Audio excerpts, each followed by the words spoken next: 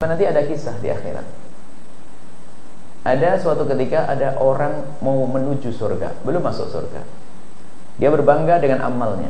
Dia punya sholat, punya puasa, dia punya haji, punya umroh, mau menuju ke surga.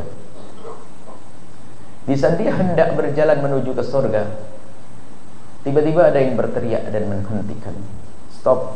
Wahai malaikat, tolong hentikan orang itu. Ini orang di neraka ngomong begitu. Siapa kau? Dan siapa mereka? Yang di neraka berkata, wahai malaikat, jadi nanti kisah ahli neraka, ahli surga itu kelihatan loh ya. Coba dibaca surat A'raf itu. Ahli neraka itu bisa berdiskusi dengan ahli neraka, ahli surga. Macam minta, berikan aku setetes air. Haram buatmu, kata ahli neraka, ahli surga. Ini bisa diskusi, lihat. Tujuannya apa? Biar ahli surga semakin bersyukur. Karena kalau nikmat itu dibanding dengan kesedihan semakin nikmat.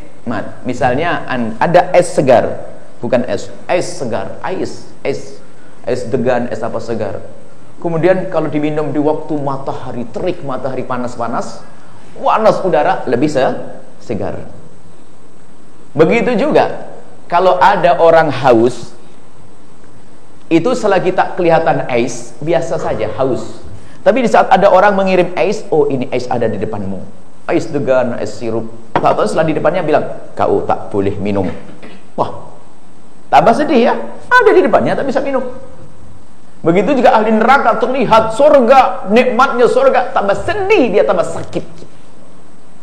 Nah ini kisahnya, ada yang di neraka berkata, hei malaikat, tolong hentikan orang itu, jangan boleh masuk surga. Apa urusannya? Sang anak berkata, dia adalah bapak ibuku. Bapak ibuku baik. Iya, bapak ibuku baik untuk dirinya sendiri. Sholat malam dirinya sendiri. Puasa, ibadah. Tapi aku dibiarkan. Aku tidak dikenalkan kepada Allah. Ini banyak orang tua lupa, lalai. Kalau bicara tentang ibadah nomor satu, tapi anaknya tak tahu ada di mana dia. Sekitar malaikat mengadu kepada Allah, ya Allah, ada orang yang katanya ahli ibadah, tapi dia teledor, lupa, lalai urusan pendidikan anaknya. Allah perintahkan, masukkan bapak ibunya ke neraka bersama anaknya.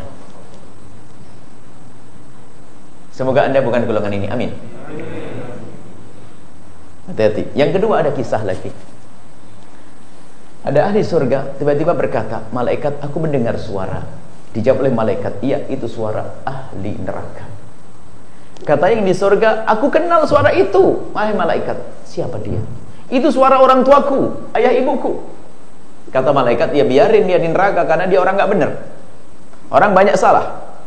Cuman anak yang di surga berkata, wahai malaikat, demi kemuliaan Allah, mintalah kepada Allah untuk diangkat ke surga.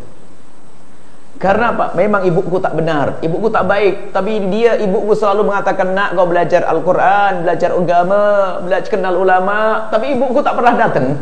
Ibuku nyuruh-nyuruh saja sampai aku menjadi kenal ulama, aku jadi baik, tapi ibuku tidak baik. Bapakku tidak baik, masuk neraka, tapi aku menjadi baik karena pengarahan petunjuk dari bapak ibuku. Tolong bawa ke surga, wahai malaikat.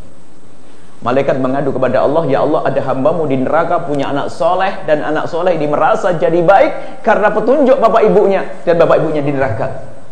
Allah memerintahkan, angkat orang tua yang di neraka ke surga bersama sang anak. Mau seperti ini, Bu? Saya nggak mau. Masuk neraka kok mau, nih bagaimana ini? Wah ini pengennya masuk surga langsung ya. Baik. Pengennya masuk. Sudah terlanjur itu gimana tadi? Belum, masih di dunia, belum terlanjur masih. Artinya begini, Bu. Ada orang yang seperti itu. Ada orang baik untuk dirinya sendiri. Wah, ibadahnya Masya Allah, tengah malam bisa nangis. Tapi di saat mendidik anak-anaknya sudah lemah. Ini banyak ditemukan. Lemah, nggak mampu, sehingga anaknya tak sholat. Apalagi zaman ini zaman rosak, tak seperti zaman dulu. Zaman mudanya ibu bapak mah biasa, aman-aman, televisi, internet ada. Sekarang apa yang tak bisa dilihat oleh anak kita? Allah, zaman-zaman rusak. Jangan sampai kita masuk neraka gara-gara anak kita. Anak kita masuk neraka, kita punya amal baik dicebur ke neraka, tak sedap. Tapi juga jangan sampai ibu-ibu, bapak-bapak nyuruh anaknya belajar agama, tapi setelah dia baik, kita diingatkan anak kita marah. tak suka, ini tak benar. Jadi kalau anak kita belajar agama, kita ikuti omongan dia, kita patuhi dia. Maka disinilah perlunya pendidikan. Banyak orang tua hanya menginginkan anaknya sukses di dunia. Ada tidak orang tua yang bilang begini, yang berkata begini pada anaknya, hai anakku, yang penting kamu sukses berjaya di dunia, setelah mati kau masuk neraka tak apalah nak. Ada tak ada? Tak ada.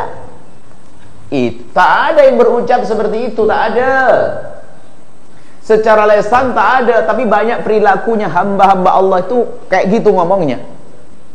Kalau ngomong dengan lesan tak ada, tapi perilakunya, mana buktinya? Kalau sudah sekolah cari dunia, dikasih biaya buat. Tapi sekolah agama, males lemah.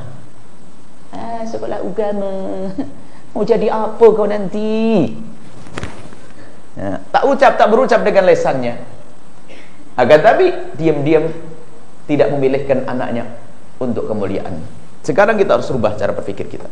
Anak kita boleh sukses dunia, dia menjadi seorang pakar handal dalam ilmu apapun, tapi jadikanlah dia anak yang ahli sujud, yang selalu wajahnya basah dengan air wudu, yang sebentar-sebentar dia membuka mushaf membaca selembar Al-Quran. Di malam hari dia bisa menangis. Itulah anak-anak Anda. Kenalkan kepada kemuliaan.